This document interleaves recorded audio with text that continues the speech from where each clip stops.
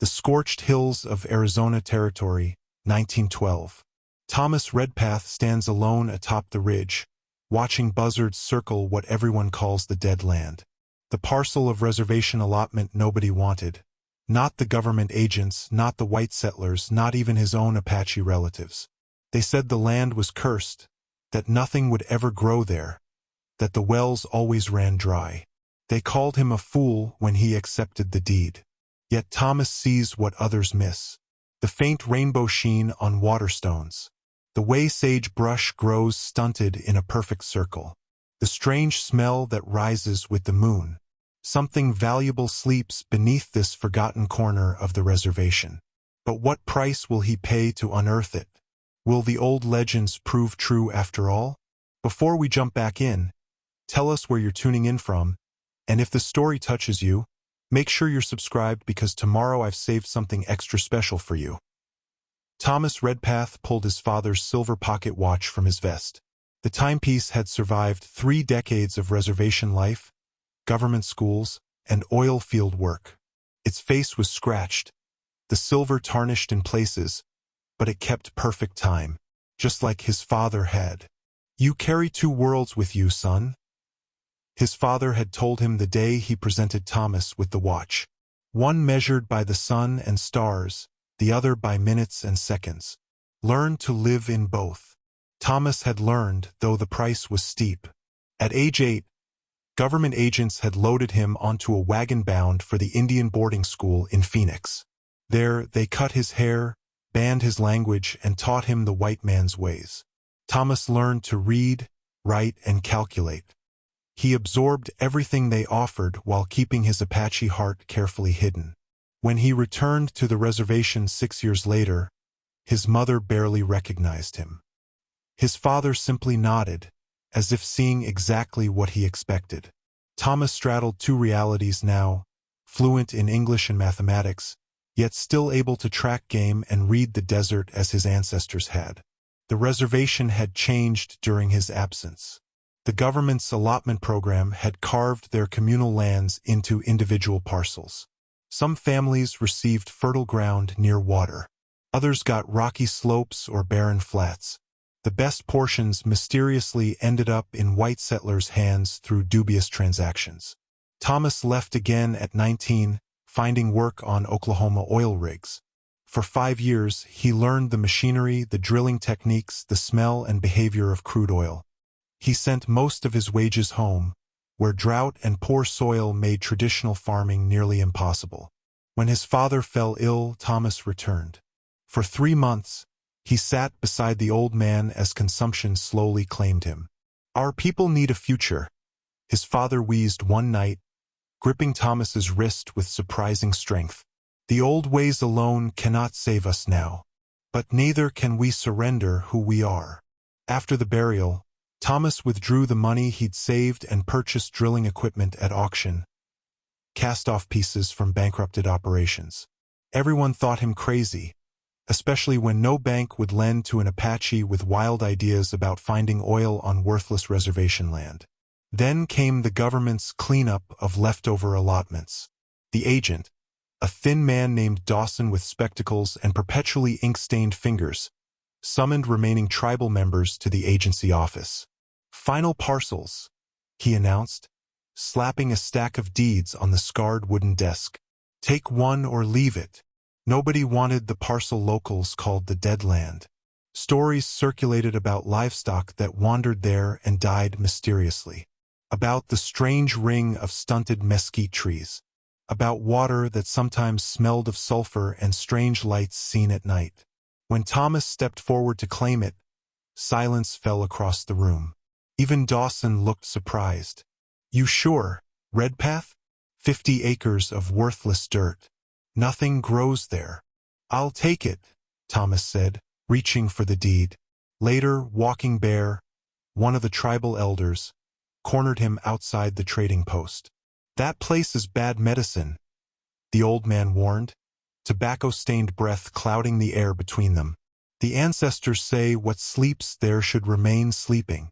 Thomas merely nodded respectfully. He had seen something on that ridge that others missed. something that reminded him of the Oklahoma fields. That evening, as he sat outside his small cabin reviewing his father's pocket watch, a wagon approached. Sarah Blackwood, the schoolteacher who had arrived the previous year, pulled her horse to a stop. Widowed, young, and determined to make her own way, she had earned grudging respect from both the reservation and town communities. "Mr. Redpath," she called, "I heard about your acquisition today." Thomas stood, surprised by the visit. "Mrs. Blackwood, I was wondering if I might speak with you about it. My late husband was a geologist before we came west." Thomas studied her for a moment. Her eyes held intelligence and something else, curiosity unburdened by the usual prejudice. "I'd be honored to hear what you know," he said, gesturing to the rough bench beside his door. As the sun set behind the distant mountains, casting long shadows across the reservation, they began a conversation that would change everything. The land deed sat on Thomas's small table, its edges curled from handling, a faint coffee stain in one corner. The official seal of the Bureau of Indian Affairs caught the morning light. His name, written in Agent Dawson's precise handwriting. Thomas Redpath, owner of 50 acres in Section 23, Township 11. The land nobody wanted. Thomas folded the document carefully and tucked it into his shirt pocket. Today he would walk the boundaries of his property, officially staking his claim. The trading post was unusually crowded when he arrived to purchase supplies. Conversation died as he entered. Thomas nodded politely, moving to the counter where Jacob Miller, the proprietor, waited with thinly disguised amusement. "Heard you took the dead land," Miller said, loud enough for everyone to hear. "Reckon they'll find your bones out there come winter." A few chuckles rippled through the store. Thomas placed his order calmly. 5 wooden stakes, 50 feet of rope. Hammer. Miller smirked. "Planning to mark your gravesite?" Thomas counted coins onto the counter. "Just marking what's mine." Sarah Blackwood entered, her presence temporarily diverting attention. She wore a practical dark blue dress, her brown hair neatly pinned beneath a modest hat. Thomas noted how the settlers straightened in her presence. The schoolteacher commanded respect even as a woman alone. "Mrs. Blackwood," Miller called, "you hear about Redpath's folly? Took the cursed allotment out past Bitter Creek." Sarah approached the counter, setting down her basket. "I believe congratulations are in order, Mr. Redpath. New property is always an opportunity." Her eyes met his, conveying something more than casual support. "Much obliged," Thomas replied. Outside, Sarah fell into step beside him. "They don't understand what you see." "Most don't bother looking," Thomas answered. "My husband would have. Edward always said Arizona Territory had undiscovered resources." She hesitated. "I still have his books and instruments. If they'd be useful." Before Thomas could respond, a group of Apache men approached, walking bare at their center. The old man's face was solemn. "The council wishes to speak with you," he said in their native tongue. Thomas nodded. "I will come." "Now," Walking Bear insisted. Thomas glanced at Sarah apologetically. "Another time," she said, understanding. "Good day, Mr. Redpath." The tribal council had gathered in the shade of the large cottonwood that marked the center of their community. Elders sat in a semicircle, faces grave. Thomas took his place, waiting respectfully. Gray Horse, the eldest, spoke first. "You have taken the forbidden land." "I have taken land no one wanted," Thomas corrected gently. "No one wanted it because it is dangerous," said another elder, talks much. "The stories go back to our grandfather's time." "What stories?" Thomas asked, though he had heard whispers all his life. Gray Horse gestured. "A hunting party made camp there long ago. By morning, all were dead, their bodies twisted. No wounds, no sickness, just death. The earth breathes poison there," added Walking Bear. "Animals avoid it. Plants grow wrong. Other stories tell of fire coming from the ground, said Thomas. Of stones that burn, of water that catches flame. The elders exchanged glances. Yes, Grey Horse admitted. The old ones speak of such things. What if those aren't curses? Thomas leaned forward. What if they're signs? Signs of what? Talks much demanded. Oil, like the fields in Oklahoma where I worked. Black gold that the white man's world pays fortunes to possess. Silence fell. Several elders shook their heads. You have spent too much time in the white man's schools, said Walking Bear. You see with their eyes now. I see with both, Thomas replied. Our people need more than what the reservation offers. We need money for food, medicine, to buy back our land someday. Grey Horse raised a hand for silence. The spirits of that place are powerful, Thomas Redpath. If you disturb them, the consequences will fall on you alone. The council will not support this. I understand, Thomas said, rising. I ask only that you do not stand against me. He left the council circle with mixed feelings. Their blessing would have meant much, but their neutrality was better than opposition. At sunset, Thomas stood on his land, hammering the final boundary stake into the hard earth. The deed in his pocket represented more than ownership. It was possibility, a chance to prove that living in two worlds could bring strength rather than division. In the fading light, he noticed something he'd missed before. A perfect circle of stones, half buried in the soil, too regular to be natural, too ancient to be settlers' work. Thomas knelt, brushing dust from one stone. Beneath the surface grime, the rock was black and slightly oily to the touch. Thomas carried the tar-covered stone in his pocket for a week, occasionally taking it out to examine its properties. The rock had come from the creek bed that cut through the eastern edge of his property. What others saw as a curse, he recognized as nature's signpost. He had spent every daylight hour exploring his land, documenting each unusual feature in a small notebook. The circle of stones, the stunted ring of mesquite, the area where no vegetation grew at all. Most telling were the places where water seeped from the ground carrying a rainbow sheen and that unmistakable petroleum smell. Thomas knelt by one such seep now, watching how the oily film spread across the surface of a small puddle. He dipped a finger, rubbed the substance between thumb and forefinger. Not strong, but definitely there. In Oklahoma, he had learned that such signs often indicated deeper reservoirs. But without proper equipment, he could only guess at what lay beneath. And guesses wouldn't convince anyone to invest. The First Territorial Bank of Arizona occupied a brick building in town, its imposing facade designed to suggest stability and wealth. Thomas straightened his best shirt, tucked his evidence stones into a small pouch, and stepped inside. Mr. Hargrove, the bank manager, barely looked up from his ledger. No, sir, I haven't even stated my business, Thomas said. You want a loan? Hargrove's pen continued scratching across the page. The answer is no. I have collateral.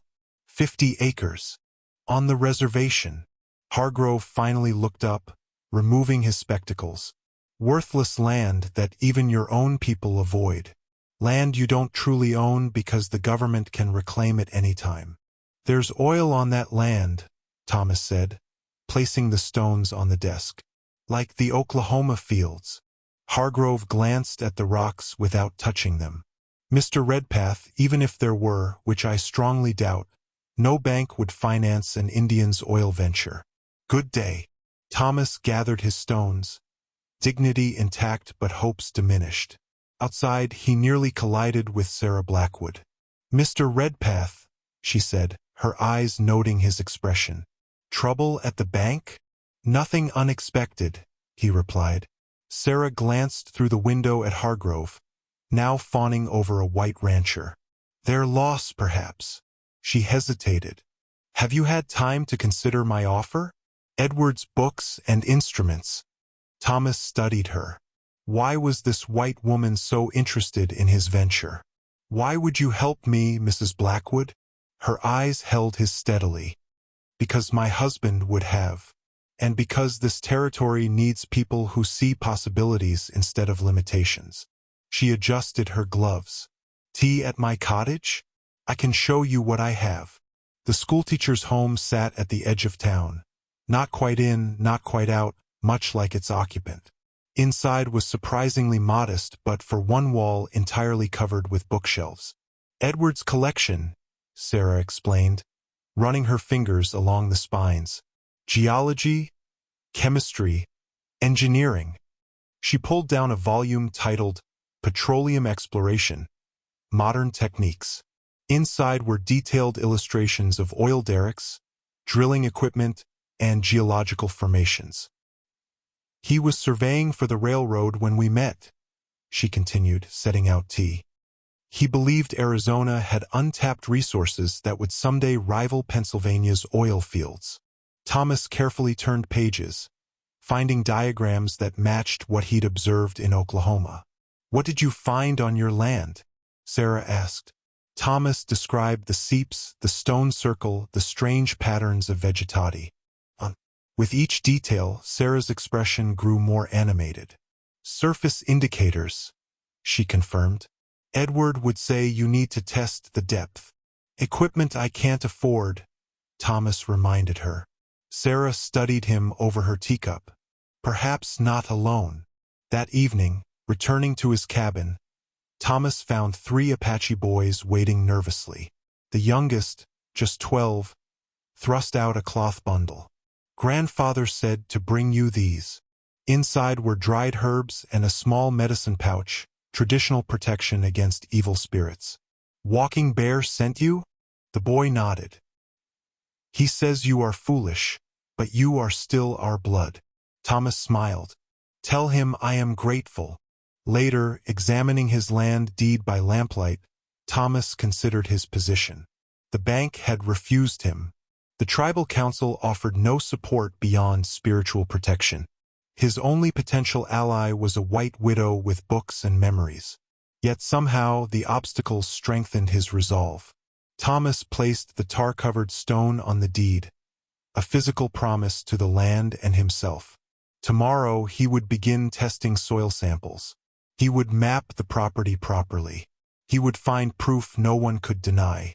And if the cursed land truly held the future of his people, Thomas Redpath would be the one to unlock it. Sarah's geology textbook lay open on a flat rock, its pages weighed down by stones against the persistent breeze. Thomas knelt beside it, comparing the diagram of sedimentary formations with the exposed rock face before him.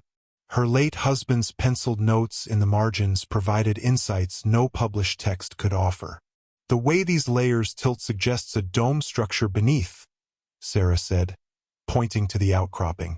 She had abandoned her usual teaching attire for a practical skirt and blouse, her hair tied back simply.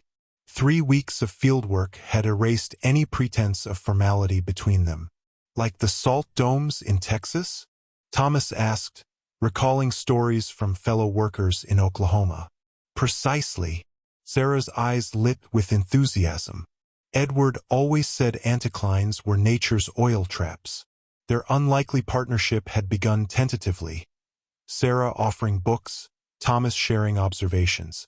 But soon they were spending every available hour on his land, collecting samples, mapping features, testing soil composition with the simple chemistry set Edward Blackwood had left behind. In town, their collaboration raised eyebrows. Thomas heard the whispers. The Indian who thought himself a geologist, the white widow forgetting her place. Some comments were merely curious. Others held darker implications. Sheriff Willard had stopped by the schoolhouse last week, ostensibly checking on Sarah's welfare. Folks are talking, Mrs. Blackwood, he'd warned. A respectable woman, spending time alone with... Well, you understand the concern. Mr. Redpath and I are conducting scientific research, Sarah had replied coolly. Any concern about my reputation is misplaced and unwelcome. The school board proved less easily dismissed. Yesterday's letter had been explicit. Her position would be reconsidered if certain inappropriate associations continued. Sarah hadn't mentioned this to Thomas. Instead, she'd brought her husband's prized brass microscope to examine soil samples more closely. "There," she said now, straightening from the rock face. "See how the limestone is fractured? That's often a pathway for oil migration." Thomas nodded, making notes in his journal. In Oklahoma, they'd already be drilling with evidence like this. "In Oklahoma, you wouldn't need to prove yourself twice over," Sarah replied quietly. Thomas glanced at her. "Why risk your position for this venture, Mrs. Blackwood?" Sarah was silent for a moment, gazing across the stark landscape. "When Edward died, many suggested I return east to my parents. A widow has limited options," they said. Her voice hardened. "I've spent my life being told what I couldn't do because I was female. You're told what you can't do because you're Apache. Perhaps I recognize a kindred spirit." She turned, meeting his eyes directly. "And perhaps I believe in science above prejudice. The evidence suggests oil. That fact doesn't change because of who discovers it." Thomas studied this remarkable woman who defied convention as readily as he did. "Sarah," he said, using her given name for the first time, "I cannot pay you for your expertise. I'm not asking for payment. I'm proposing a partnership." She closed the textbook decisively. "My knowledge and instruments, your land and experience, equal share in whatever we find. People will talk even more. People always talk. I prefer to give them something worthwhile to discuss." She extended her hand formally. "Partners." Thomas hesitated only briefly before clasping her hand. "Partners." That evening, they mapped out next steps over dinner at Sarah's cottage. The lamp-illuminated diagrams and calculations spread across her table. "We need to test at depth," Sarah explained, sketching a simple drilling apparatus. "Edward designed this for preliminary exploration. It won't reach oil, but it will bring up soil samples from deeper layers." "I can build this," Thomas said, studying the design. "But we'll need proper equipment eventually. One step at a time." Sarah smiled. "First we prove there's something worth drilling for." As Thomas prepared to leave, Sarah disappeared into her bedroom, returning with a small box. "Edward's pocket watch," she said, opening it to reveal a tarnished timepiece. "It has a compass function. It might be useful in your surveys." Thomas recognized the gesture's significance. "I'll take good care of it." "I know you will." Walking home beneath the star-filled sky, Thomas felt a cautious optimism. His hand rested on his father's watch in one pocket, Edward Blackwood's in the other. Two timepieces from two different worlds, yet both pointing toward the future. The hand-carved drill bit gleamed in the sunlight, its cutting edge sharp and precise. Thomas rotated it slowly, examining his handiwork. Unlike standard bits from the supply catalogs, this one featured modifications based on both his oil field experience and traditional Apache knowledge of the local stone. "Will it work?" asked Little Fox, a young man from the reservation who had been one of the few willing to help. "We'll find out tomorrow," Thomas replied, setting the bit beside others of various sizes. Each represented hours of careful work at the blacksmith's forge in town, paid for with his dwindling savings. The wooden derrick rose 20 feet above them, not the towering steel structures of established oil fields, but sturdy and functional. Thomas had designed it using principles learned in Oklahoma, adapted to their limited resources. The main support beams came from abandoned ranch buildings. The pulleys were repurposed from farm equipment. Every piece had been hauled to the site by wagon, then assembled by hand. Sarah arrived as they were securing the drilling platform, her wagon loaded with supplies. 3 weeks into construction, her initial visits had drawn such gossip that she now came only when necessary, though her financial contribution had proven essential. "The school board called a special meeting," she said quietly as they unloaded canvas for a storage tent. "Tomorrow evening." Thomas paused. "About your position?" "Ostensibly about curriculum requirements. But yes, it's about me. She straightened, pushing hair from her face. It doesn't matter. The equipment from Phoenix arrived at the station. We can collect it next week. Sarah, Thomas began, concerned. Don't. Her voice was firm. I've made my choice. Little Fox approached, nodding respectfully to Sarah. Someone's been here, he said in Apache. Last night. Thomas followed him to the base of the derrick. Fresh boot prints circled the structure, different from their own. Near one support beam, wood shavings suggested someone had been cutting into the timber. Sabotage? Sarah asked, observing their inspection. Perhaps. Thomas examined the beam closely, finding a partial cut disguised to look like a natural split. We'll replace it before continuing. That evening, as Thomas worked on the replacement beam by lantern light, two figures approached on horseback. He recognized Sheriff Willard and James Preston, owner of the largest cattle ranch in the county. Quite a contraption, Redpath, Preston called, remaining mounted while the sheriff dismounted. Folks are curious what you're building out here. Testing equipment, Thomas replied neutrally, setting down his tools. Preston chuckled. Some say you're hunting for oil. On reservation land. He shook his head. Ambitious. Is there a problem, Sheriff? Thomas asked directly. Willard cleared his throat. Just checking things out. Heard there might be safety concerns with your operation. The structure is sound, Thomas assured him. We're taking all proper precautions. We, Preston raised an eyebrow. Heard the schoolteachers involved. Shame to see a respectable widow mixed up in. He gestured vaguely. Questionable enterprises. Thomas maintained his composure. Mrs. Blackwood is a scientific advisor. Her late husband was a geologist. Scientific advisor, Preston repeated, smirking at the sheriff. That what they're calling it these days? Willard at least had the decency to look uncomfortable. Just be careful, Redpath. Accidents happen easily with makeshift equipment. After they departed, Thomas inspected the entire structure again. The partially cut beam wasn't an accident. It was a warning. The question was, from whom? Suspicious settlers? Competitors who somehow believed his claim had value? Or even tribal members who feared he would awaken something best left dormant? The next morning brought 4 more Apache men to the site, friends of Little Fox who had decided to offer their labor. With additional hands, they completed the drilling platform and installed the hand-powered lifting mechanism. Tomorrow we begin, Thomas told them, distributing the final day's wages from his nearly empty money pouch. After they left, Thomas climbed to the top of the derrick, surveying his land in the fading light. From this height, he could see the perfect circle where vegetation grew strangely, the dry creek bed where he'd found the tar-stained rocks, the ridge where Sarah had identified promising geological formations. What secrets are you hiding? He whispered to the land. The wind picked up as darkness fell, carrying the scent of sage and dust. Thomas descended and checked each support once more before heading to his tent.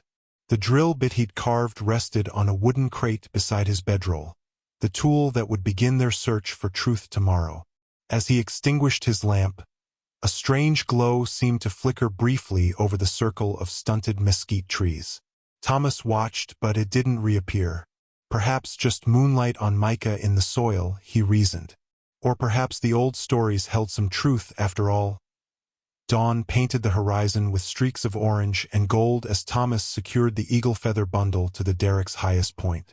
The sacred object, weathered and simple, contained prayers and offerings wrapped in buckskin and bound with sinew. His presence surprised him as much as anyone. The previous evening, Walking Bear had arrived at the drilling site, accompanied by Gray Horse and 3 other elders. Thomas had been checking equipment when their wagon approached. We have considered your path, Walking Bear said without preamble. It is not our way, but you are still our blood. Gray Horse, the oldest of the group, leaned heavily on a gnarled staff. The council has decided. If you will disturb this place, it must be done with respect. We will perform the ceremony at sunrise. Thomas had stood speechless, then finally managed, I am honored. Now, as first light touched the derrick, a small gathering assembled at its base.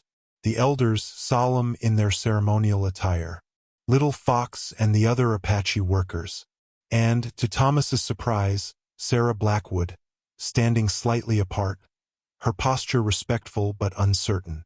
Thomas approached her quietly. You don't need to be here. I'm your partner, she replied simply.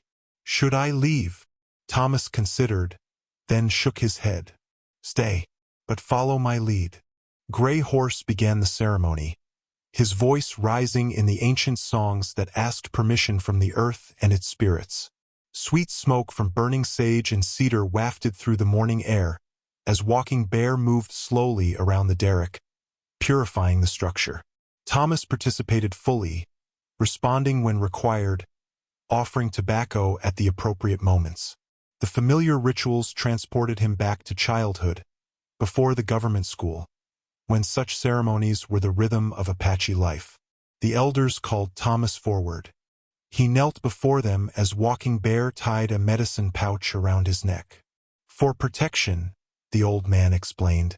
What sleeps here is powerful. It may not wish to be awakened. Thomas accepted the gift solemnly. I will proceed with respect. Gray Horse spoke next, his voice carrying surprising strength. The old stories say this place holds both destruction and creation. Like fire, it can warm your home or burn it down. He fixed Thomas with an intense gaze. Control what you unleash, or it will control you.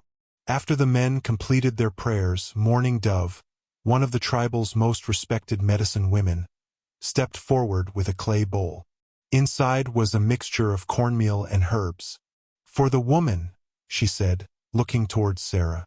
Thomas glanced back, surprised. Sarah stood hesitantly at the edge of the circle. She is part of this now, Mourning Dove said simply. The spirits know. Thomas motioned Sarah forward. She approached cautiously, her eyes questioning. An offering, Thomas explained quietly. A blessing for protection. Sarah knelt as directed. Mourning Dove made a small mark on her forehead with the mixture, then spoke softly in Apache. Though Sarah couldn't understand the words, the intent was clear in the old woman's gentle touch. When the ceremony concluded, Gray Horse presented Thomas with the eagle feather bundle. Tie this to your drilling place. It will stand between your work and the old powers. The elders departed soon after, leaving Thomas and Sarah standing in silence as the workers began preparing for the day's tasks. What did the medicine woman say to me?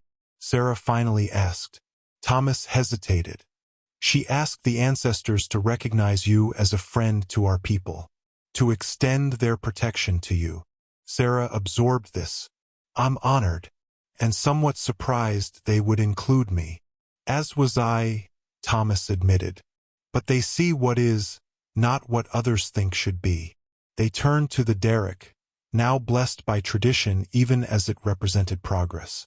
Does this change how you feel about our venture? Sarah asked. Thomas considered the question. It reminds me that we must proceed thoughtfully, with awareness of what we might disturb. The geological or the spiritual? Perhaps they're not as separate as we think. Thomas touched the medicine pouch at his neck. Ready to begin?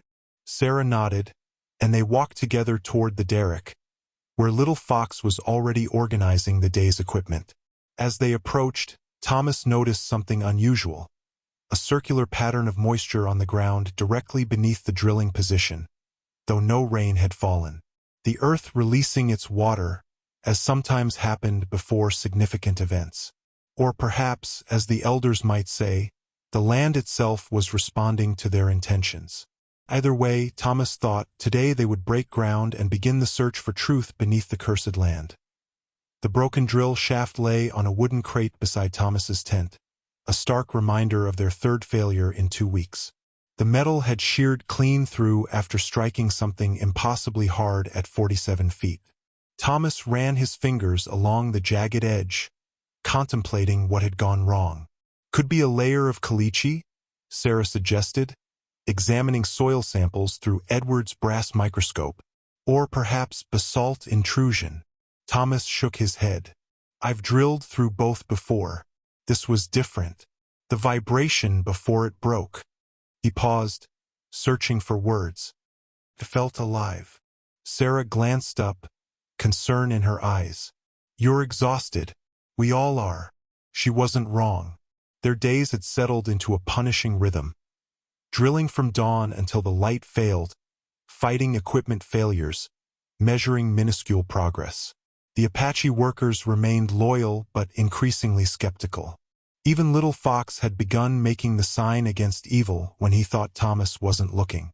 Their finances were stretched thinner than the worn leather of Thomas's boots. Sarah had contributed her small savings, and Thomas had sold his horse. Each broken piece of equipment required creative repairs they could ill afford.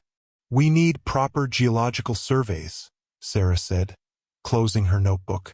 These samples show promising indicators, but we're drilling blind. Surveys cost money, Thomas reminded her, and attract attention we don't need. News of their operation had spread. Curiosity seekers occasionally appeared at the site's perimeter. Some merely watched. Others shouted mockery or warnings. More concerning were the visitors in expensive suits who observed silently, then departed without introduction. I checked the drill bit design again, Thomas said, changing the subject. Tomorrow I'll forge a stronger one. And if that fails too? Thomas had no answer. The broken shaft seemed to mock their efforts, a physical manifestation of the whispers growing in town. That Thomas Redpath was wasting the schoolteacher's money on foolish dreams, that the cursed land was claiming new victims.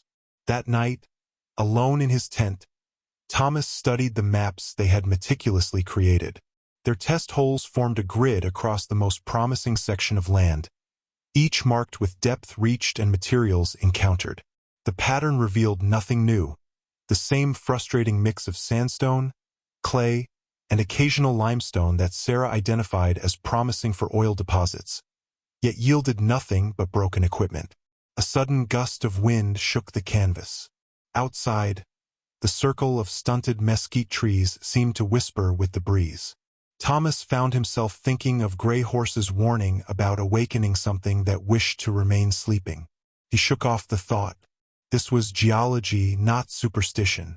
There were scientific explanations for their difficulties. Dawn brought unexpected hope. Sarah arrived with a letter from a former colleague of her husband's, a professor of geology who offered limited assistance in analyzing their samples. We need to send him fresh cores from at least 60 feet, she explained. First we need to reach 60 feet, Thomas replied, securing the newly forged drill bit to the shaft. They began again, the workers turning the hand crank that powered the drill in two-man shifts. Thomas monitored the bit's progress, alert for any change in vibration or resistance. By midday, they had surpassed their previous depth record. 50 feet, Thomas announced, marking the drill line. We're entering new territory. The workers exchanged glances but kept turning.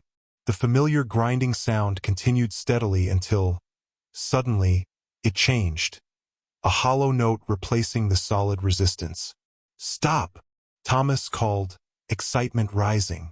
We've hit a cavity. Sarah hurried over as Thomas began extracting the drill. A natural cave? Or a pocket in the formation? Either way, it's new. The drill emerged slowly, its spiral grooves packed with material.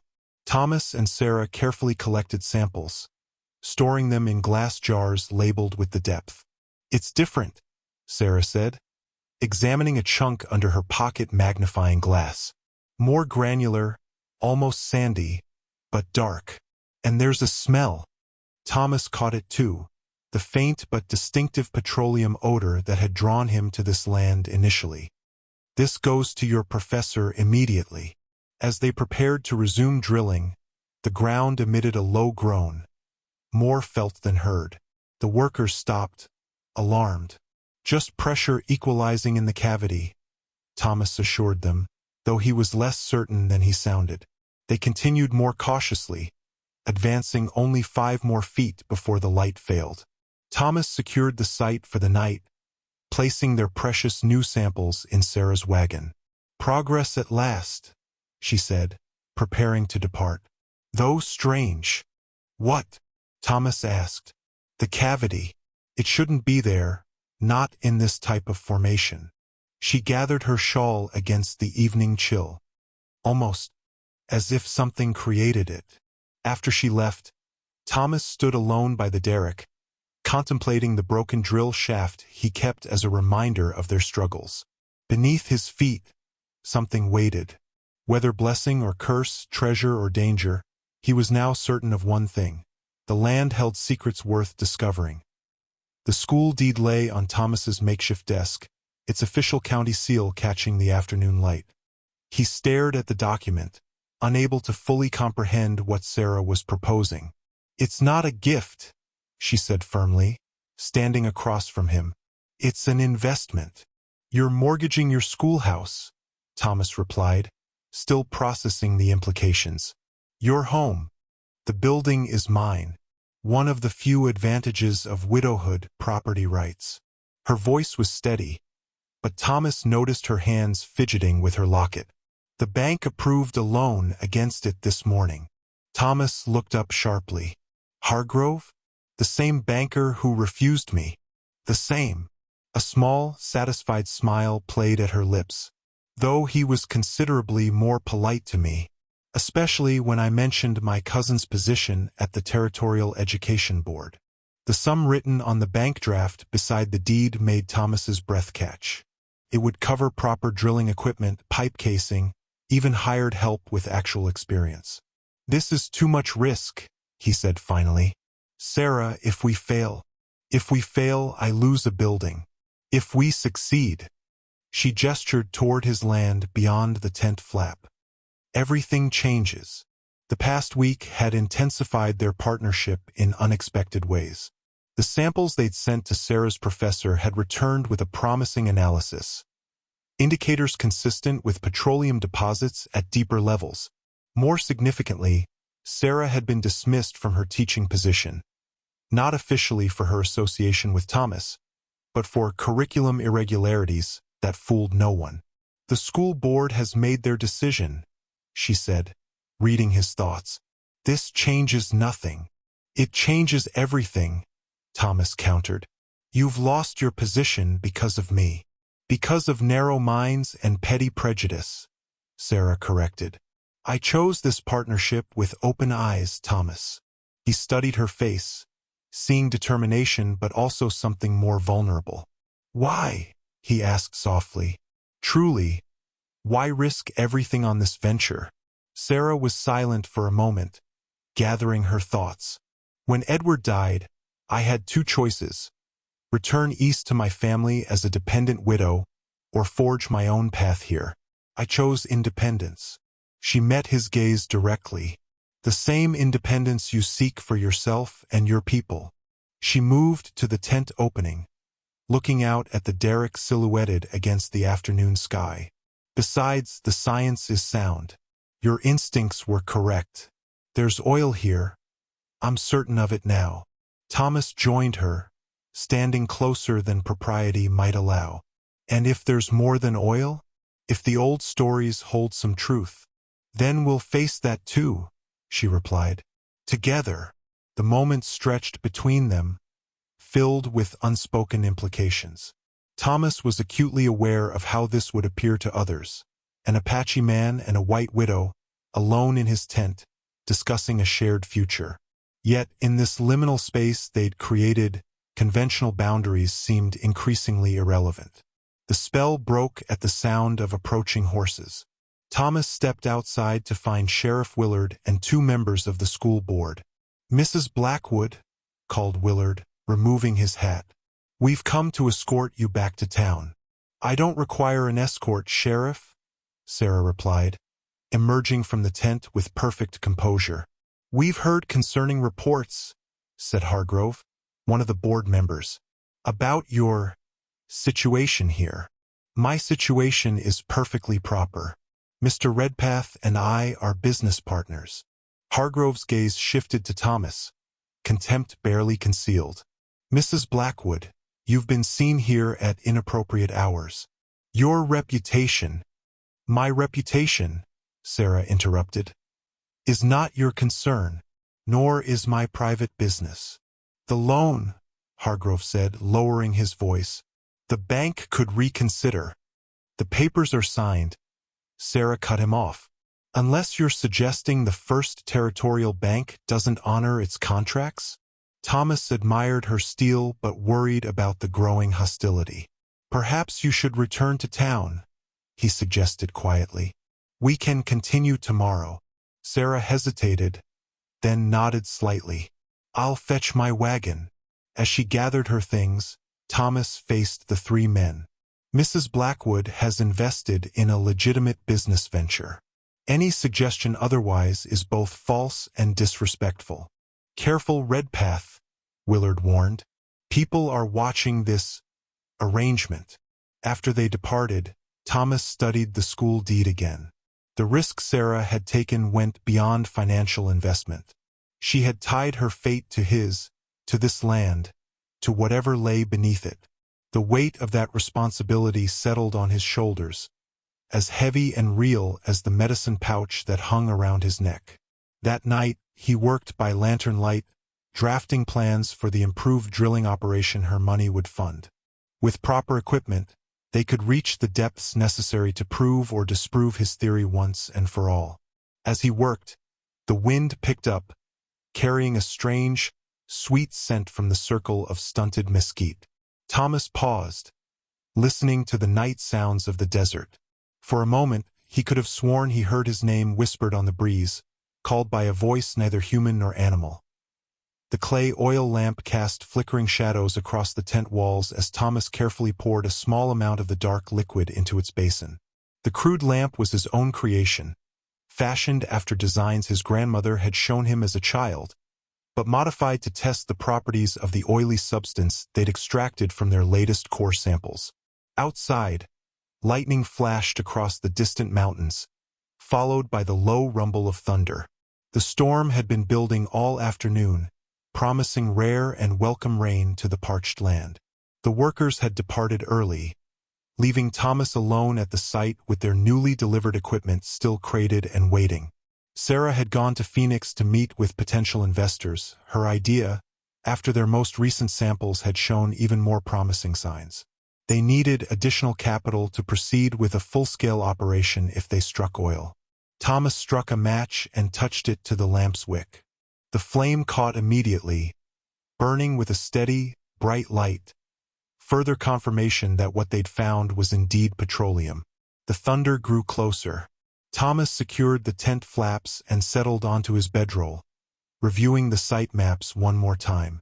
Their new drilling location had been carefully selected based on Sarah's geological analysis. A promising spot near the eastern edge of the property, where several indicators converged. Yet something felt wrong.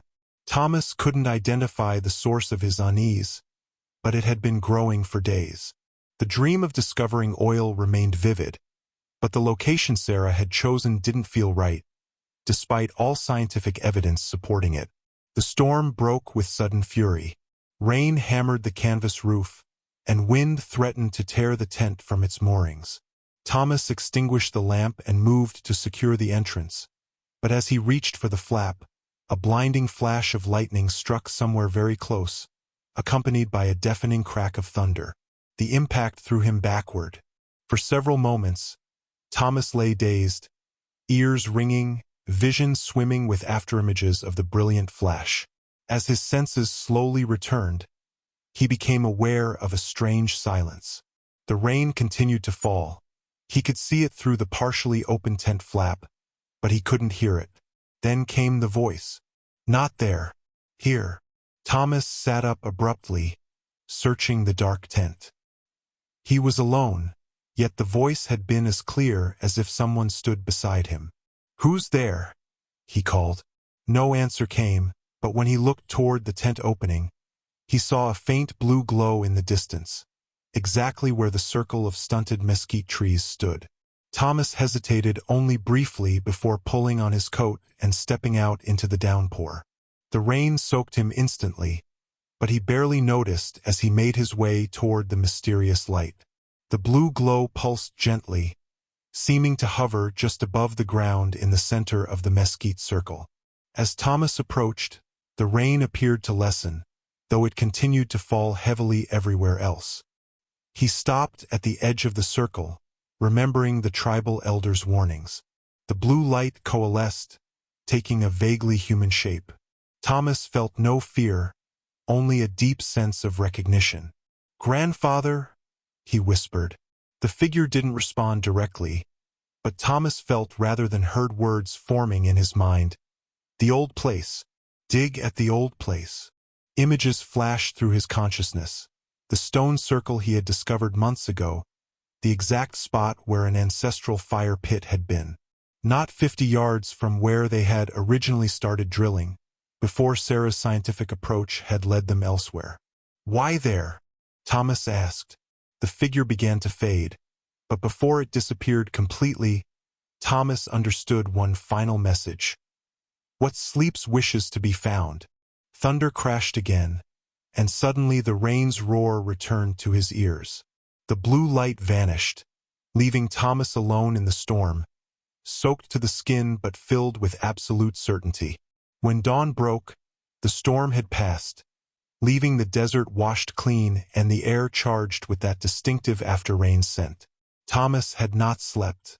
Instead, he had spent the night redrawing maps, calculating depths, and making new plans. When Sarah's wagon appeared on the horizon, he was already moving equipment to the stone circle. "Thomas?" she called, confusion evident as she approached. "What are you doing?" "The drilling site is on the eastern section." He straightened, meeting her questioning gaze. "We need to move the operation here to the stone circle." Sarah frowned, dismounting. "But all our surveys, the geological indicators." "I know," Thomas said simply. "But we need to drill here." "Based on what evidence?" Thomas hesitated. How could he explain what had happened during the storm? Sarah dealt in science, in provable facts. She had invested everything in this venture based on rational analysis. "I had a vision," he finally said. "During the storm, this is where we'll find oil." Sarah's expression shifted from confusion to concern. "A vision? Thomas, we can't change our entire operation based on—" "I'm certain," he interrupted gently. "More certain than I've been about anything. The oil is here, beneath the stone circle." They stood in silence, the gulf between their worldviews suddenly very apparent. Thomas waited, understanding what he was asking of her. To set aside everything she believed in, to trust something she couldn't see or measure. Finally, Sarah looked from the stone circle to the clay lamp Thomas had left sitting on a nearby crate. "How did it burn?" she asked quietly. "Brightly," he answered. "Steadily." She nodded slowly. "One more attempt, then. Here." Thomas wiped his brow with a faded red bandana, leaving a streak of grime across his forehead. 3 days of relentless drilling had brought them to nearly 300 feet, deeper than they'd ever reached before. The new equipment, purchased with Sarah's money, performed admirably, though the work remained brutally demanding. "Another 20 feet today," Little Fox reported, helping to extract the drill for the evening inspection. Thomas nodded, examining the core samples as they emerged. The rock fragments showed increasing signs of petroleum presence, darker coloration, stronger odor. Sarah meticulously cataloged each sample, her scientific rigor undiminished despite following Thomas's spiritually guided location choice. "The geological signs are promising," she admitted, adjusting the lamp as daylight faded. "Though not what I would have expected in this formation." They had established a cautious truce regarding Thomas's vision. Sarah never directly acknowledged believing him, but neither did she question their change in direction. Results were beginning to justify his inexplicable certainty. That evening, after the workers departed, Thomas and Sarah sat beside a small fire, reviewing their progress. "If the petroleum indicators continue to increase at this rate," Sarah said, "we should reach a productive layer within days rather than weeks." Thomas nodded, staring into the flames. "There's something else. The vibrations have changed. I can feel it through the drilling cable." "Changed how?" "Like." He searched for words. "Like we're getting closer to something that's pushing back." Sarah studied him in the firelight. "That's not scientifically." "I know," Thomas interrupted gently. "But it's what I feel." Before she could respond, a low rumble passed beneath them. So subtle it might have been imagined. They exchanged glances. "Did you?" Sarah began. "Yes." Thomas rose, moving toward the derrick. "Something's happening." The ground emitted another tremor, slightly stronger. At the derrick's base, Thomas knelt and pressed his palm against the earth. The vibration was unmistakable now, a steady, rhythmic pulse. "We should halt drilling until morning," Sarah suggested, concern evident in her voice. Thomas shook his head. "No, we continue now. It's nearly dark. Now," he repeated with quiet intensity. "We're close." Something in his tone convinced her. With only lanterns to light their work, they restarted the drilling operation. Thomas took position at the controls while Sarah monitored the cable tension. The drill bit descended past the previous depth, encountering less resistance than expected. 310 feet, 320, 330. At 342 feet, the drill suddenly plunged several feet in an instant, as if breaking through a barrier. Thomas immediately signaled to stop. "We've hit a cavity," he called to Sarah. Before she could respond, the cable began to vibrate violently. Thomas moved to disengage the drill, but the shaking increased, traveling up the derrick's frame. The entire structure groaned under unexpected stress. "Pull it out," Sarah shouted. "Something's wrong." Thomas worked the winch frantically, beginning to extract the drill. The cable emerged foot by foot, shaking so violently it blurred in the lamplight. When the bit cleared the hole, a deep, thunderous rumble emanated from below. The ground around the derrick bulged upward, soil cracking in concentric circles. "Get back," Thomas shouted, grabbing Sarah's arm and pulling her away from the structure. They had barely reached a safe distance when the earth erupted. A fountain of dark liquid shot skyward with explosive force, drenching the derrick and spraying outward in a black rain. The pressure was so intense it tore the drill assembly from its moorings, sending metal parts flying. Thomas instinctively pulled Sarah close, shielding her with his body as oil showered down around them. The bandana around his neck was instantly soaked as the black geyser continued to climb higher, silhouetted against the night sky. "My God," Sarah whispered, her voice barely audible above the roar of the gusher. The oil rained down, turning the surrounding land into a dark mirror that reflected the stars above. The smell, that distinctive petroleum scent, was overwhelming. In the lantern light, the fountain appeared almost solid, a black column connecting earth and sky. They stood transfixed, watching as their months of work, struggle, and faith materialized in spectacular fashion. Thomas felt Sarah's hand find his, their fingers intertwining as oil continued to erupt with undiminished force. "We did it," she said, turning to him with wide eyes. Oil speckled her face like exotic war paint, but her smile shone through. "You were right." Thomas's response was lost as the gusher suddenly intensified, the pressure finding a new level.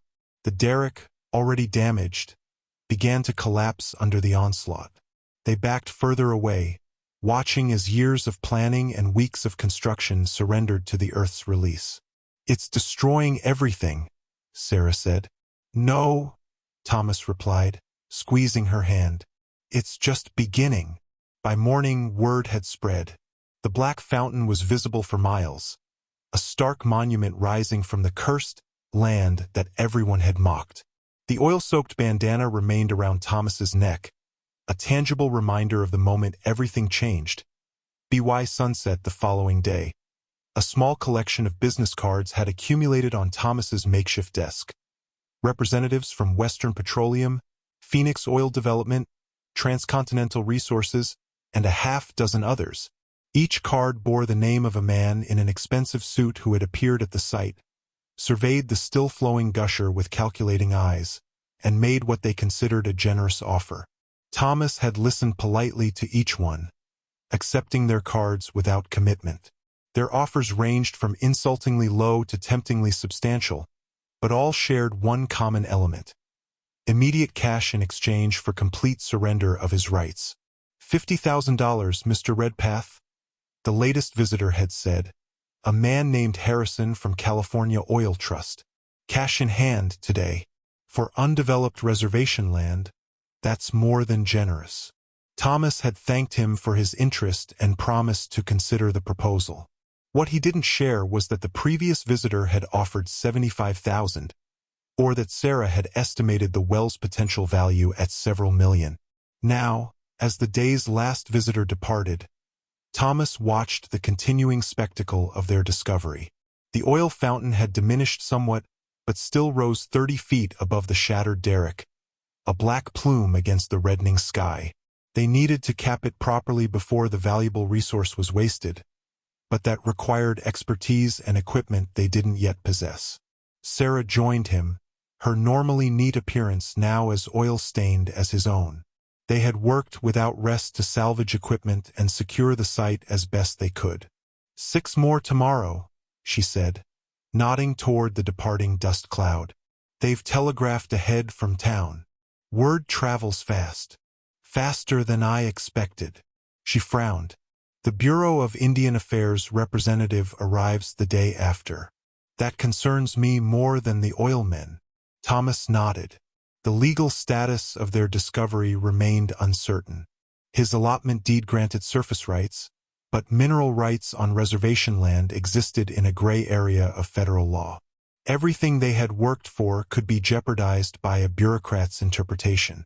A wagon approached from the direction of the reservation, walking bare with several tribal members, their second visit since the strike. The elder had come at dawn, standing silently before the gusher for several minutes before speaking. The old powers have awakened, he had said simply. Now all will come, like coyotes to a carcass. His prediction was proving accurate. Beyond the oil company representatives, others had begun arriving. Curiosity seekers, laborers looking for work, even a photographer from Phoenix. The isolated parcel that no one had wanted now attracted dozens of daily visitors. Walking Bear's wagon stopped at a respectful distance. The old man descended slowly, accompanied by Gray Horse and several younger men. They approached with measured steps, their expressions a mixture of awe and concern as they regarded the still-flowing oil. The council has sent us, Walking Bear announced. They wish to know your intentions. My intentions haven't changed, Thomas replied. To use this discovery for the benefit of our people. Gray Horse spoke next, his voice barely audible above the gusher's constant roar. The agents have already come to the reservation, asking questions about your claim. They speak of government interest, of national resources. Thomas exchanged glances with Sarah. This was an anticipated complication, but arriving sooner than expected. What did you tell them? He asked. That the land was yours by legal allotment, Walking Bear answered. But they spoke of higher authorities, of Washington's concern. Before Thomas could respond, the sound of approaching horses drew their attention. Sheriff Willard appeared with 2 deputies and a man in a government suit. Redpath, Willard called, reining in his mount. This is Mr. Davis from the Department of the Interior. He has questions about your operation here. The government man dismounted, surveying the scene with narrowed eyes. His gaze lingered on Sarah, then shifted to the tribal elders before finally settling on Thomas. "Quite a discovery, Mr. Redpath," he said, his tone professionally neutral. "I'm here to discuss certain legal considerations regarding mineral extraction on federal trust lands." "My allotment deed," Thomas began, "grants surface rights only," Davis interrupted smoothly. "Subsurface mineral rights remain vested with the federal government as trustee for the tribe. I'll need to see all your paperwork and survey documentation." Sarah stepped forward. "We have comprehensive records of our exploration and discovery process, Mr. Davis. Perhaps we could discuss this more comfortably in town, after Mr. Redpath has had time to gather the relevant documents." Davis considered her, surprised by her articulate intervention. "And you are Sarah Blackwood, Mr. Redpath's business partner." Davis's eyebrows rose slightly. "I see. Well, Mrs. Blackwood, I'm afraid this matter requires immediate attention. The Bureau has concerns about unauthorized extraction of mineral resources." "Nothing has been extracted or sold," Thomas pointed out. "We've only confirmed its presence."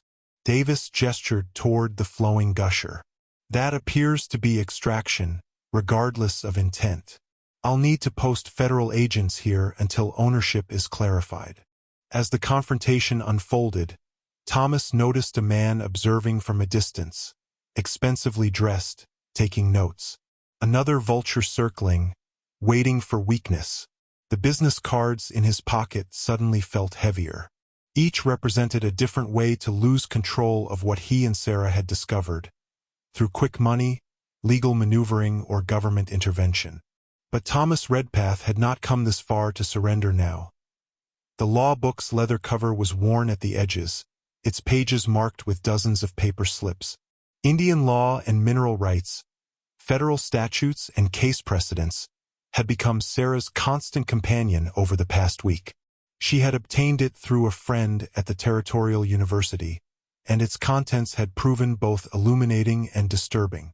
"The Curtis Act of 1898, she read aloud, seated across from Thomas in the small office they'd rented in town. "It specifically addresses mineral leases on Indian territory in Oklahoma, but Arizona territory falls under different statutes." Thomas studied the temporary injunction tacked to the wall, the government's first official move to assert control over their discovery. The gusher had been capped 3 days earlier by specialists from California, hired at considerable expense. Now armed guards from the Bureau of Indian Affairs patrolled the site while ownership was disputed. "What about the case in South Dakota?" Thomas asked. "The one where the LAD retained mineral rights?" Sarah flipped to another marked page. "Lone Wolf versus Hitchcock, unfortunately, establishes Congress's plenary power over tribal lands, even those allotted to individuals." She sighed, removing her reading glasses. "The legal precedent isn't in our favor." Their only ally in the legal battle had appeared unexpectedly, a young lawyer named Michael Calloway who had approached them after the injunction was filed. His specialty was Indian law, and his interest in their case seemed driven by principle rather than profit. "Calloway believes we can argue that the General Allotment Act implies mineral rights transfer with the land," Thomas said, "unless explicitly reserved." "A novel argument," Sarah acknowledged. "But will it stand against the government's position?" The door opened, and Calloway himself entered, looking weary but determined. At 30, he was younger than most attorneys, with an earnestness that initially made Thomas skeptical but had since proven genuine. "The hearing is set for next Tuesday," he announced, setting his briefcase on the desk. "Judge Patterson will preside." "Patterson?" Sarah's expression fell.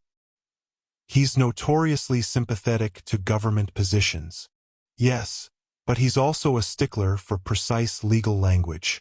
Calloway extracted documents from his case. "I found something interesting in your original allotment deed, Mr. Redpath." Thomas leaned forward as the lawyer spread the deed on the desk. "The standard reservation of rights clause is incomplete." Calloway pointed to the relevant paragraph. It reserves timber and water rights to the government, but makes no specific mention of minerals or oil. An oversight? Sarah asked. Perhaps, but legally significant. We can argue that if the government intended to reserve mineral rights, they should have specified them as they did with timber and water. It was a slender thread of hope, but more than they'd had previously. Outside their office window, Thomas could see the territorial courthouse where their fate would be decided. An imposing stone building representing a legal system designed by and for the white settlers. What about the tribal council's position? Thomas asked. Their claim that the oil belongs to all Apache people? Calloway's expression grew more serious. That complicates matters. If they file as interested parties, it creates a three-way dispute. You, the federal government, and the tribe. Have they filed? Sarah asked. Not yet, but there's pressure from both sides. Some council members support your claim, others want tribal ownership. The tribal division had been evident since the discovery. Many saw Thomas as fighting for Apache rights against government overreach. Others believed he was claiming communal resources for personal gain. Walking Bear had warned him that even his supporters were wavering as government agents whispered promises of tribal benefits if they opposed his claim. There's another concern, Calloway continued. Consolidated Western Oil has been meeting with Interior Department officials in Washington. They're proposing legislation that would explicitly define all mineral rights on Indian lands as federal property. They can't change the law retroactively, Sarah protested. They might not need to. If they can delay our case long enough for the legislation to pass, it would strengthen their position considerably. Thomas rose and moved to the window, watching people pass on the street below. Many now recognized him, the Apache who had found oil on worthless land. Some nodded respectfully. Others stared with undisguised resentment or curiosity. We need to resolve this quickly, he said finally, before they can change the rules. There might be another approach, Calloway suggested cautiously. Several oil companies have expressed interest in filing amicus briefs supporting your position. Why would they support me over the government? Thomas asked skeptically. Because they'd rather negotiate with an individual allotment than navigate federal bureaucracy. They're offering legal support in exchange for future considerations. You mean drilling rights? Sarah translated. Yes, particularly Southwestern Independent. They're smaller than Consolidated Western but have political connections of their own. Thomas turned from the window. We maintain controlling interest? They're proposing a 60-40 split in your favor, with guaranteed Apache employment and infrastructure development. It wasn't ideal, but it offered a path forward. Powerful allies against the government's seemingly unlimited resources. Thomas glanced at Sarah, who gave a slight nod of agreement. Arrange a meeting, he told Calloway, but make it clear we're considering options, not making commitments.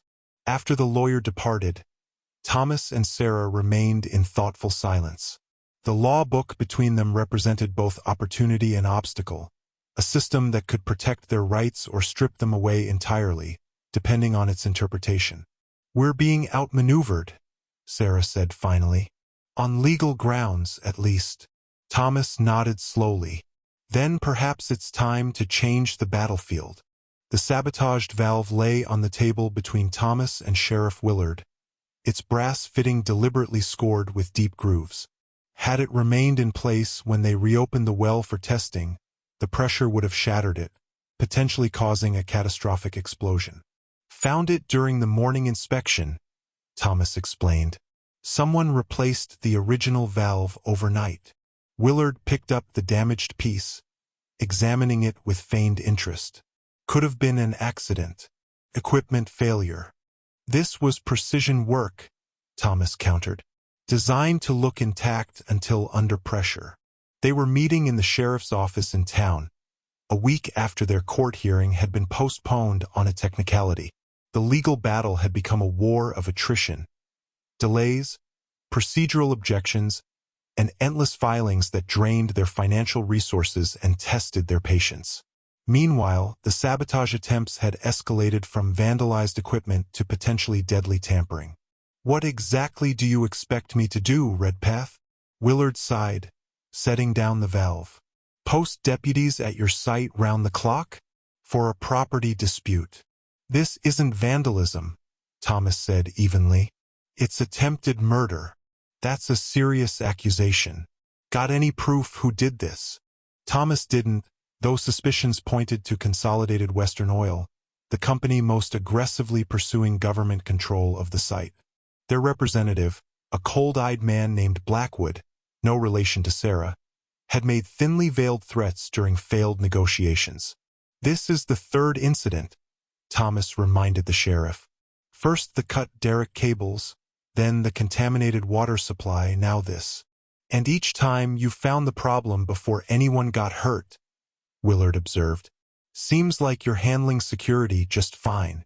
The sheriff's indifference was expected but still infuriating. Thomas retrieved the sabotaged valve and left without further argument. Outside, he found Little Fox waiting with their horses. "The sheriff will do nothing," Thomas reported as they mounted. Little Fox nodded grimly. "As we expected." The young Apache had organized a rotating guard of tribal members to watch the site, supplementing the government agents who seemed conveniently absent whenever sabotage occurred. Riding back to the property, Thomas noted 2 new tents had appeared on adjacent land, surveyors working for Consolidated Western, maintaining constant observation. Sarah was at the capped wellhead with Michael Calloway when they arrived. The lawyer had been documenting the sabotage incidents, building a separate case against whoever was responsible. "The sheriff?" Sarah asked, though Thomas's expression already gave the answer. "Claims his jurisdiction is limited on reservation allotments," Thomas replied. "Convenient." Calloway finished his photographs and joined them. "This pattern of intimidation actually strengthens our position in court. It suggests our claim has substantial merit." "Small comfort if someone gets killed," Sarah said.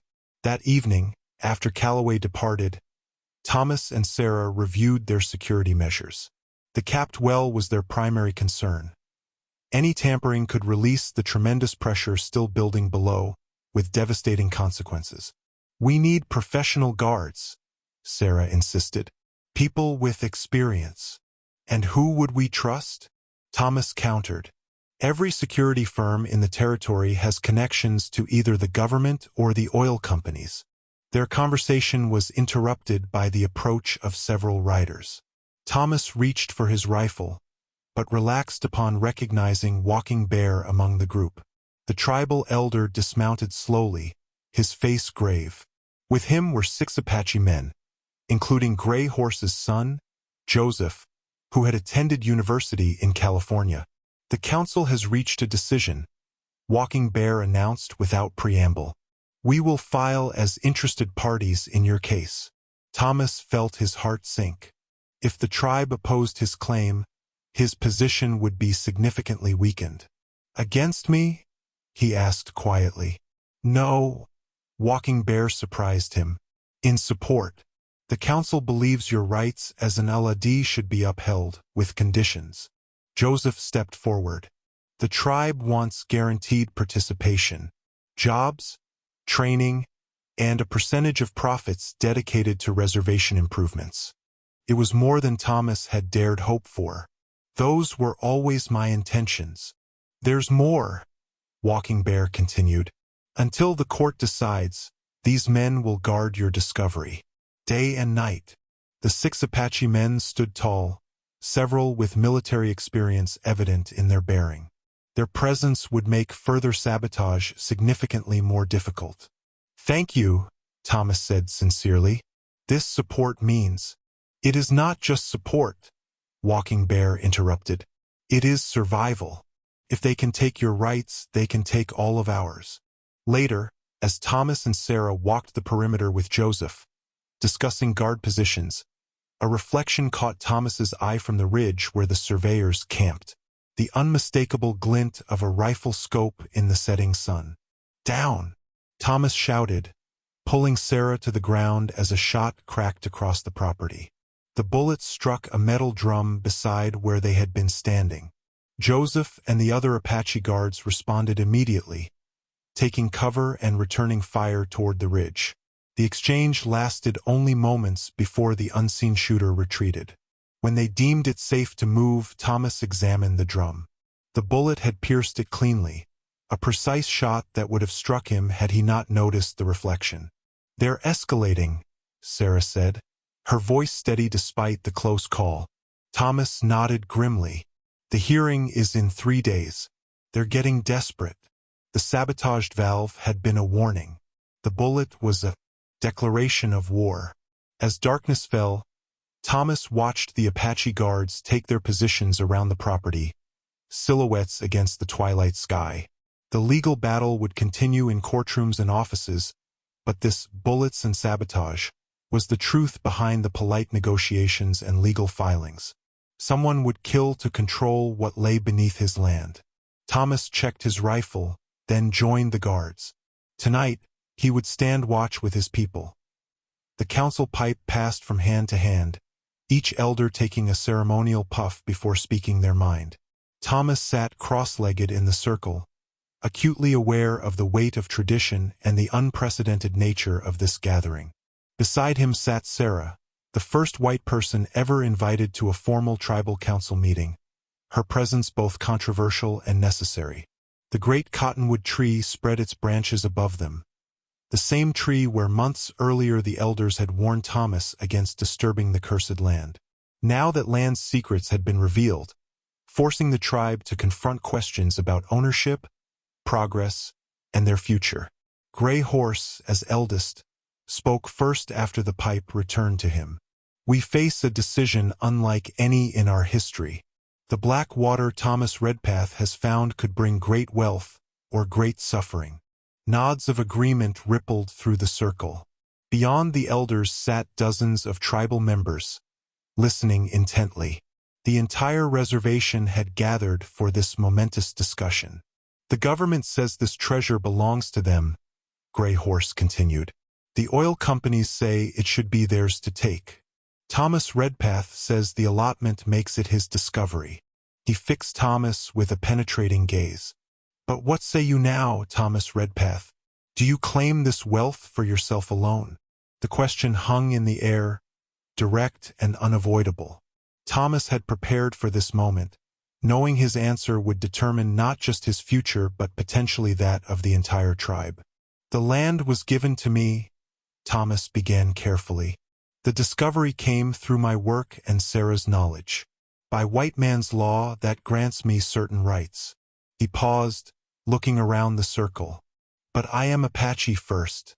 What comes from Apache land should benefit all Apache people." A murmur passed through the gathering. Thomas continued, "I propose a tribal cooperative. My legal claim would secure our rights against outside interests, but the benefits would be shared. Schools built with oil money, water systems, healthcare, jobs for our people in the operation." Walking Bear spoke next. "Fine words. But how would this work? Would you still control this wealth?" Thomas glanced at Sarah, who nodded encouragingly. "We have consulted with attorneys who specialize in such arrangements. A formal trust could be established, with representatives chosen by the council to ensure fair distribution." Joseph, Gray Horse's son, leaned forward.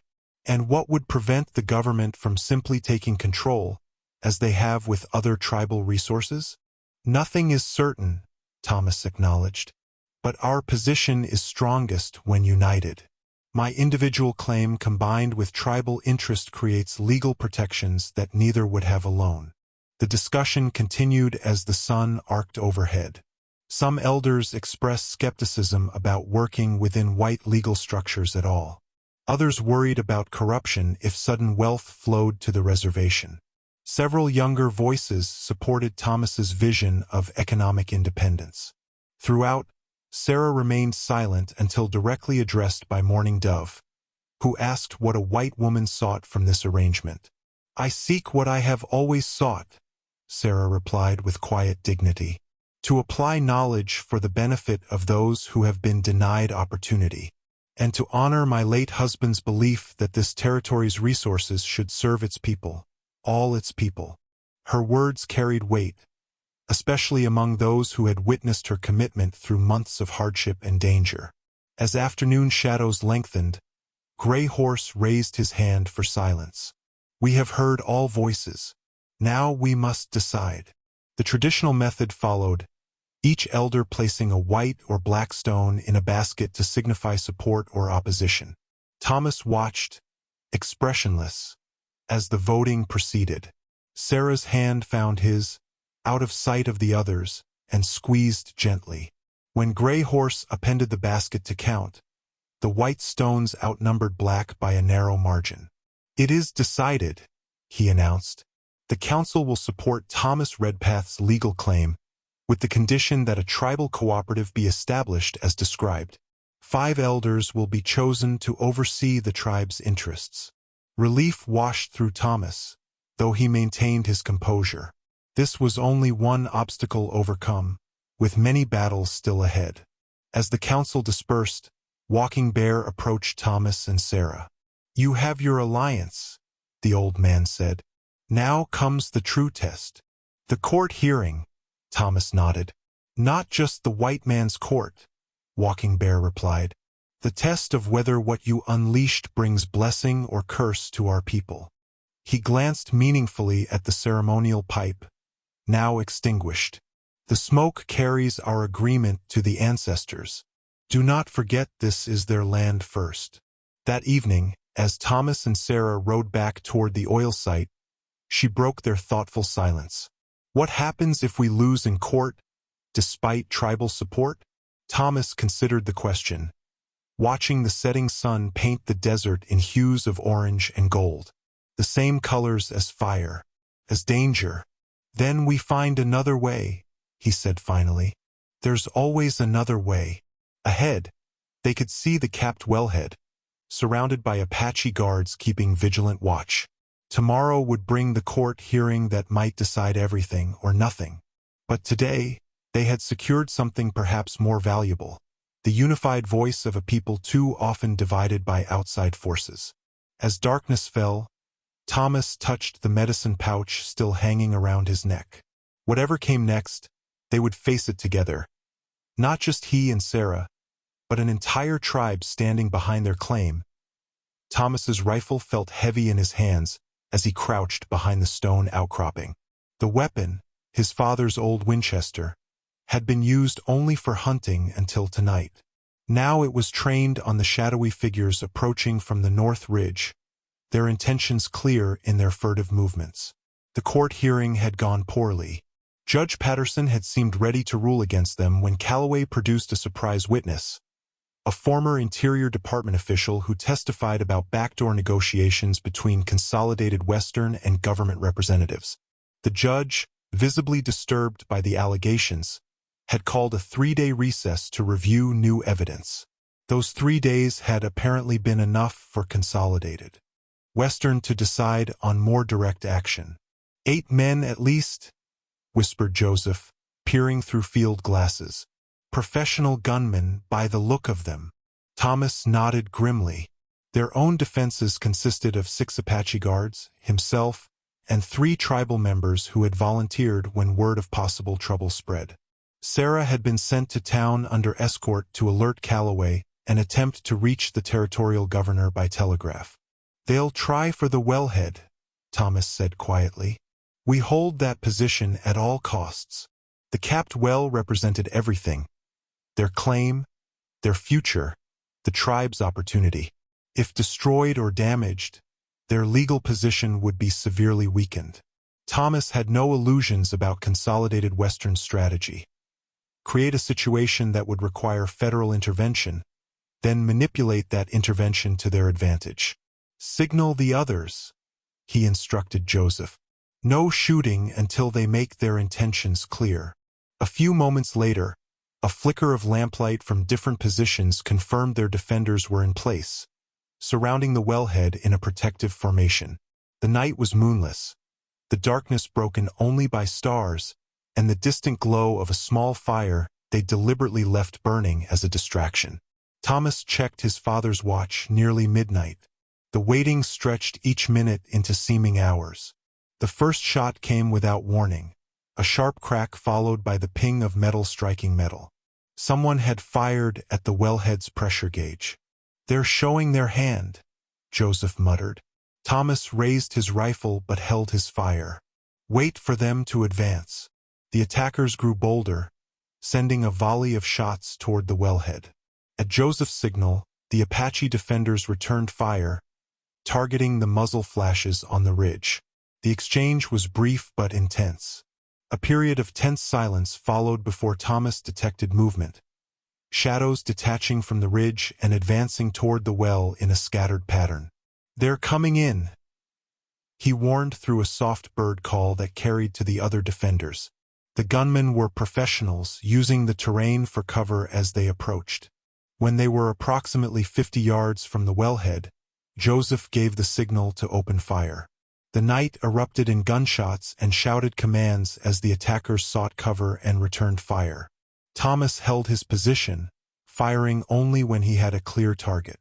Their strategy was defensive, hold the attackers at bay until help could arrive. Sarah had promised to send riders to the nearest cavalry outpost if she couldn't reach officials by telegraph. Time blurred as the gunfight continued in sporadic bursts. Thomas was repositioning when a bullet struck the rock beside him, sending stone fragments into his cheek. He dropped lower, blood warm on his face. "Thomas!" Joseph called from nearby. Two circling east.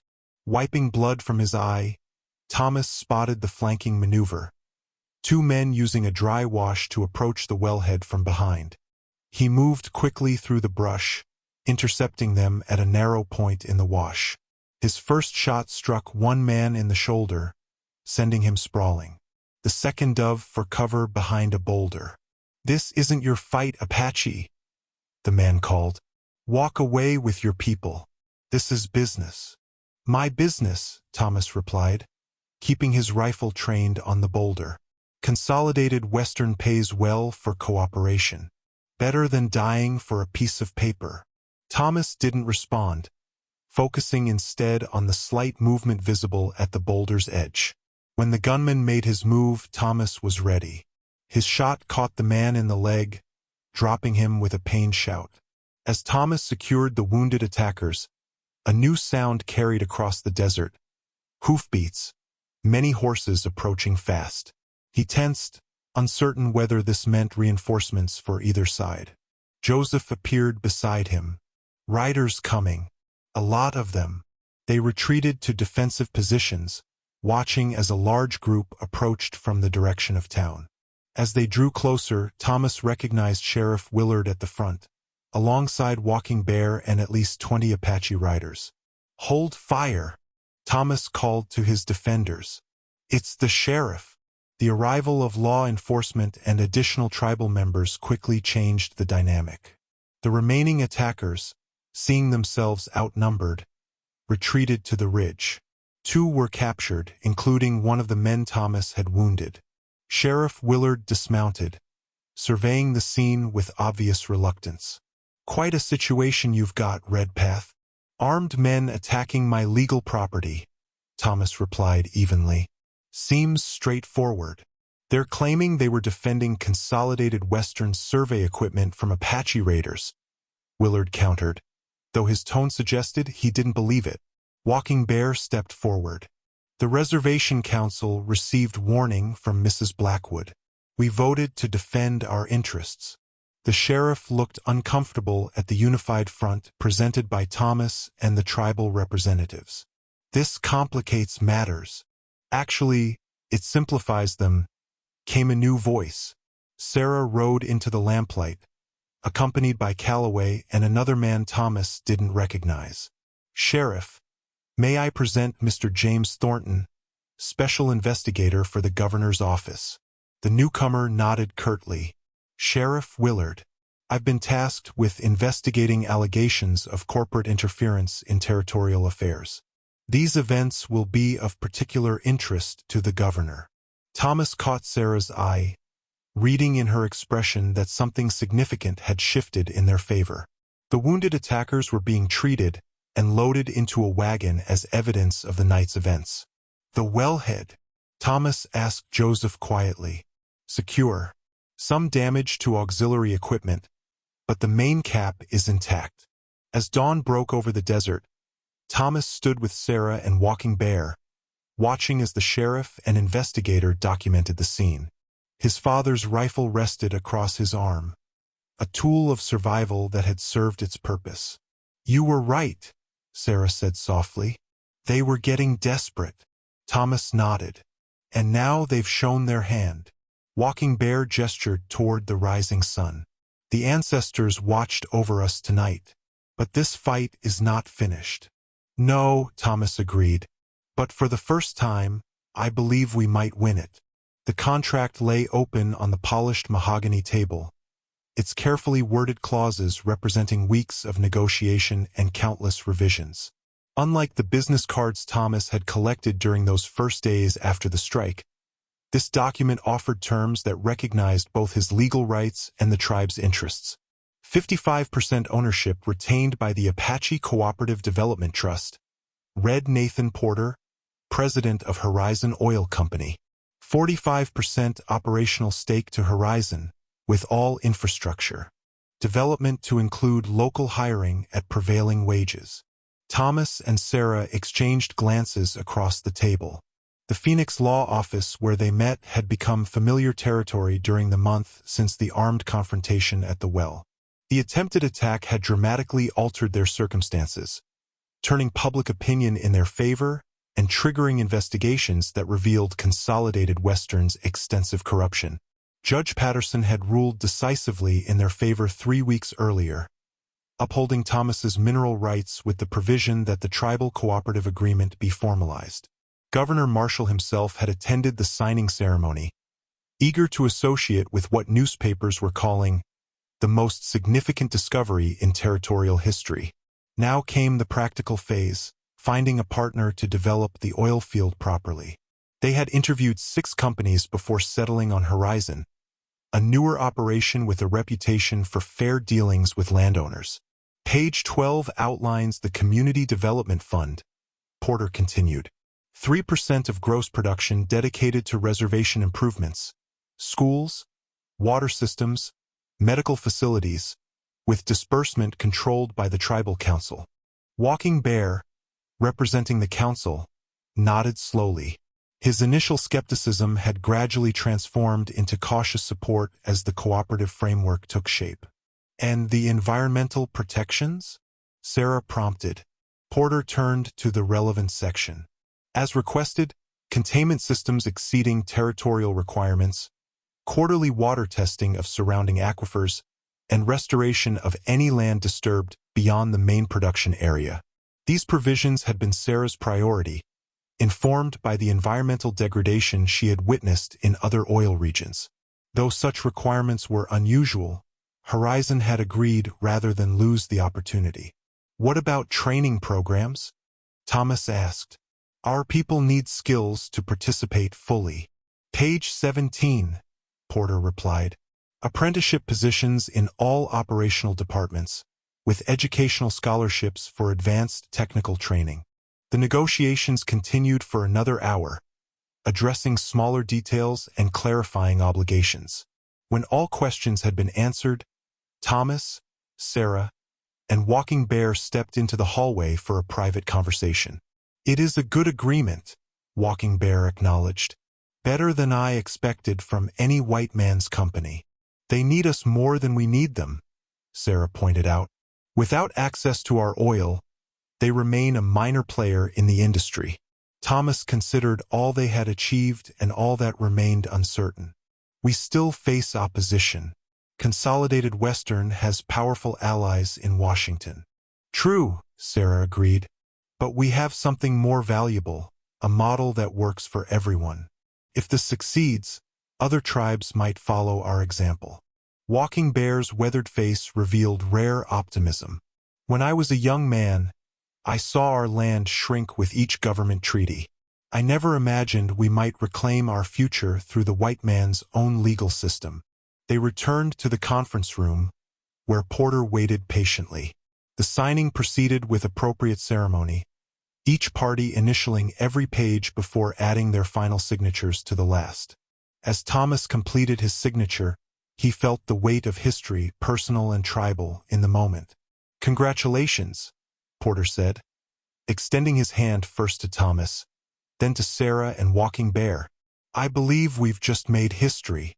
Outside the law office, Phoenix bustled with the energy of a growing city. Thomas paused on the steps, watching people hurry past. Businessmen, laborers, families.